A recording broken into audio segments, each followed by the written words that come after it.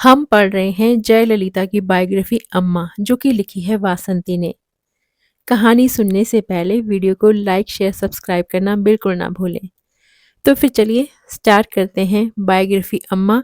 और हम पहुंचे हैं अनुक्रम उनके नायक एमजीआर पर, जिसका आधा हिस्सा हमने कल पढ़ा था और बचा हुआ आधा हिस्सा हम आज पढ़ने वाले हैं। उनके नायक एमजीआर में कल हमने पढ़ा था कि एमजीआर जयललिता की हर गतिविधि को नियंत्रित करने लगे थे। जया को घुटन महसूस होने लगी और वह आजाद होना चाहती थी। आगे वासंती लिखती हैं, दोनों के बीच मनमुटाव तब काफी बढ़ गया जब जयललिता ने एमजीआर के साथ सिंगापुर जाने से मना कर दिया। आनंदन ने बताया वह एकल नृत्य प्रस्तुतियां देती थी और नृत्य नाटिकाएं भी तैयार करती थी। उन्होंने कावेरी तथा कलेश सेल्वी नामक एक महत्वाकांक्षी नृत्य नाटिका तैयार की, जो इतनी अधिक लोकप्रिय हुई कि उन्हें दुनिया भर से इसकी प्रस्तुति के आमंत्रण मिलने लगे। उन्होंने विश्व भ्रमण का कार्यक्रम तैयार किया और प्रस्तुति के सभी आमंत्रणों को स्वीकार कर लिया। कार्यक्रम को अंतिम रूप दिया जा रहा था, यहाँ तक कि अग्रिम शुल्क के रूप में पैसे भी ले लिए गए थे। उसी दौरान सिंगापुर में अंतर्राष्ट्रीय तमिल सम्मेलन आयोजित किया गया। सम्मेलन में एमजीआर मुख्य अतिथि थे और उन्होंने जयललिता को यह सलाह देते हुए अपने साथ चलने को कहा कि वहीं से वह अपने विश्व भ्रमण पर निकल जाए। जयललिता ने मना कर दिया, जबकि तब एमजीआर मुख्यमंत्री भी थे। एमजीआर जयललिता को अपने साथ ले जाने पर जोर देते रहे और उन्हें चुनौती दी कि उनकी अनुमति के बिना वह विश्व भ्रमण पर जाकर दिखाए। जयललिता इतनी क्रोधित हुई कि उन्होंने अपने विश्व भ्रमण का पूरा कार्यक्रम ही रद्द कर दिया और दौरे के लिए चुने हुए कलाकारों को उनके शुल्क का भुगतान कर दिया। इतना ही नहीं, उन्होंने नृत्य नाटिका दल को भी भंग कर दिया। वह अनुमति के लिए एमजीआर की गुहार नहीं लगाना चाहती थी। वहीं आर.एम. वीरप्पन एमजीआर से रिश्ते के संबंध में जयललिता को अपनी बातें थोपने वाली और उत्पीड़क के रूप में देखते हैं।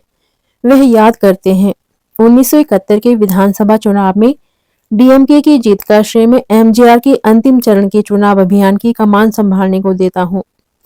हालांकि करुणानिधि इस बात को लेकर असंतुष्ट थे। विजयोत्सव में पार्टी कार्यकर्ता दो मालाओं के साथ आए, एक करुणानिधि के लिए और दूसरा एमजीआर के लिए, पर अपना बंदा गायब था। वह मुसलमान के वेश में इस महिला के साथ नेपाल रवाना हो चुका था। जब वे वापस लौटे, जयललिता ने उन्हें करुणानिधि से मंत्रिमंडल में स्थान मांगने को कहा, जो करुणानिधि ने उन्हें नहीं दिया था। जो बंदा किंग मेकर हो वह भला इतना नीचे कैसे गिरेगा? करुणानिधि ने कहा, तुम पहले फिल्में करना छोड़ो, तब मेरे पास आओ।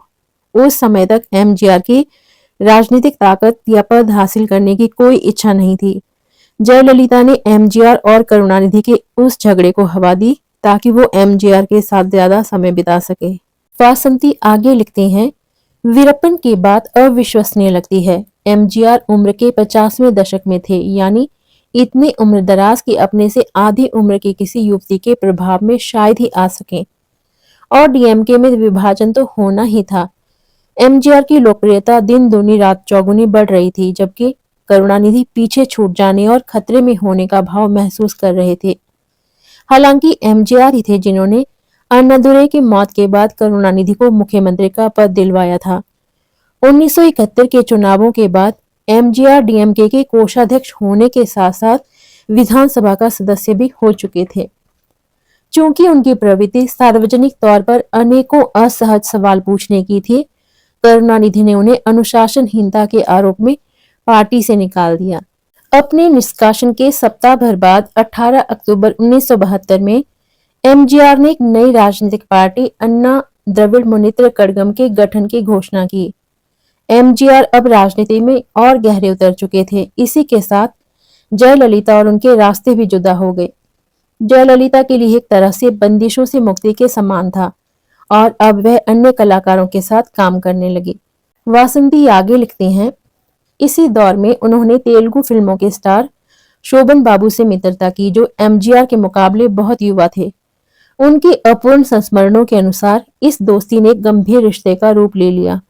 उस दौर के उनके दोस्तों को मालूम था कि वह बाबू से प्यार करती थी, उनसे शादी करना चाहती थी और आम महिलाओं की तरह एक सामान्य गृहस्थी बसाना चाहती थी।